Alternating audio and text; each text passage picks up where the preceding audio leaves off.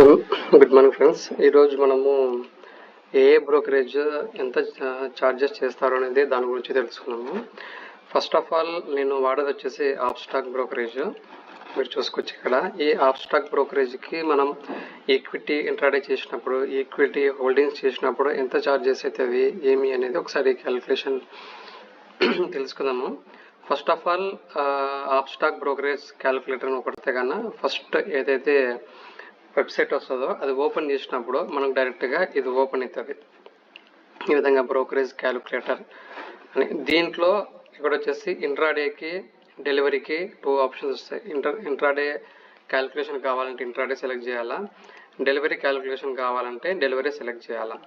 First of మనం maximum shares అది equity అనేది డెలివరీలు ఎక్కువ తీసుకుంటాం కాబట్టి డెలివరీ సెలెక్ట్ చేసినాక కింద మీరు ఏ కంపెనీ అనేది కంపెనీ డీటెయిల్స్ ఇక్కడ మెన్షన్ చేయాలి. మ్యాక్సిమం ఇప్పుడు for example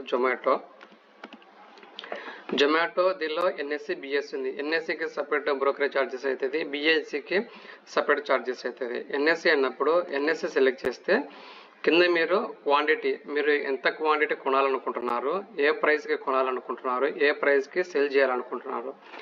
present Zomato price వచ్చేసి 262.65 ఉంది. సో ఫర్ ఎగ్జాంపుల్ ఒక 1000 క్వాంటిటీ,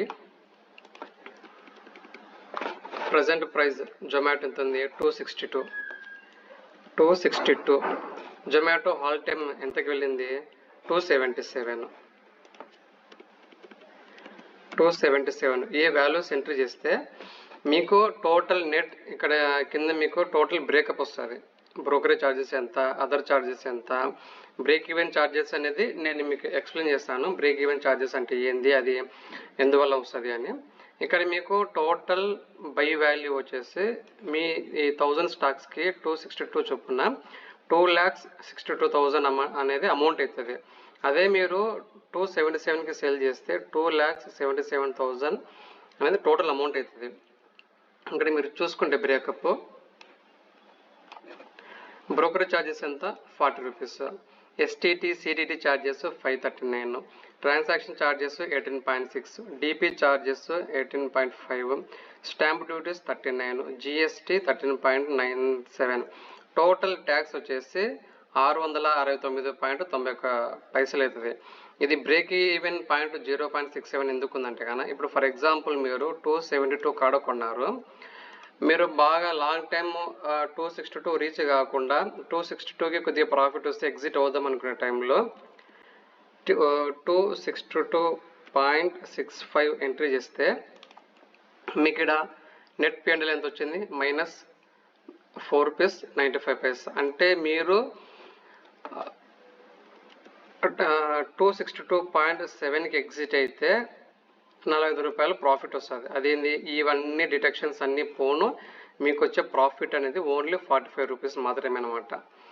సో మీరు దీని ప్రకారం క్యాలిక్యులేషన్ చేసుకొని ఒకవేళ మీరు లాంగ్ టైం హోల్డ్ చేసినప్పుడు ఎంత ప్రాఫిట్ వస్తుంది, ఎంత లాస్ వస్తుంది అనేది మీరు క్యాలిక్యులేషన్ చేసుకోవచ్చు. ఇది డెలివరీ క్యాలిక్యులేషన్. అదే ఇంట్రాడే క్యాలిక్యులేషన్స్ తీసుకుంటే ఇంట్రాడే సెలెక్ట్ చేసినప్పుడు ఇంతకుముందు డెలివరీ సెలెక్ట్ చేస్తే టోటల్ ఛార్జెస్ ఎంత 655. అదే ఇంట్రాడే సెలెక్ట్ చేసినప్పుడు 142.71. దీంట్లో వచ్చేసి డిపి ఛార్జెస్ ఉండవు, ఎస్టీటీ ఛార్జెస్ ఇవన్నీ తక్కువ అనమాట. మీరు డెలివరీలో చూసుకుంటే ఇక్కడ ఎస్టీటీ ఛార్జెస్ ఎక్కువ ఉండేది, ఎస్టీటీ సిటీటీ ఛార్జెస్. ఇంట్రాడే వచ్చే లోపల ఇక్కడ ఓన్లీ 65 రూపీస్ ఉంది. బట్ మీరు బ్రోకరేజ్ ఛార్జెస్ చేసుకుంటే 40 రూపీస్ సేమ్ అలానే ఉందన్నమాట. సో దీన్ని బేస్ చేసుకొని ఇప్పుడు చాలామందికి ఏమంటే బల్క్లో ట్రేడింగ్ చేద్దాము, స్వింగ్ ట్రేడింగ్ వల్ల ఎక్కువ బల్క్ అమౌంట్ పెట్టి మనము ఒక 5,000 10,000 ప్రాఫిట్ వస్తే కానీ బయటికి వద్దాము అనే ఎవరికైతే ప్లానింగ్ ఉందో వాళ్ళు ఒకసారి ఈ క్యాలిక్యులేషన్లో వెళ్ళి మీరు ఎంత కొనాలనుకుంటున్నారు, ఎంత క్వాంటిటీ, ఎంత కమ్మితే మీకు ఎంత ప్రాఫిట్ వస్తుంది, దాని ప్రకారం మీరు క్యాలిక్యులేషన్ చేసుకొని మీకు అప్పుడు ఎంత బ్రోకరేజ్ ఛార్జెస్ అవుతుంది ఏం కథ. ఇప్పుడు ఇంట్రాడే చూసుకుంటే మనకి ఎంత వచ్చింది పిఎన్ఎల్ 557 అనేది మీ ప్రాఫిట్, అన్ని ఛార్జెస్ పోను. అదే డెలివరీ చూసుకుంటే మీకు ఎంత ఓన్లీ 45 రూపీస్ మాత్రమే వస్తుంది అనమాట. సో ఇదే విధంగా ఈచ్ అండ్ ఎవ్రీ బ్రోకరేజెస్ అనేది మనము క్యాలిక్యులేషన్ చేసుకుందాము. క్యాలిక్యులేషన్ చేసి ఏ బ్రోకరేజ్ బెటర్ అనేది ఒకసారి మీరే డిసైడ్ అయ్యి దాని ప్రకారము ఆ బ్రోకరేజ్ని మీరు యూజ్ చేసుకోవచ్చు అన్నమాట.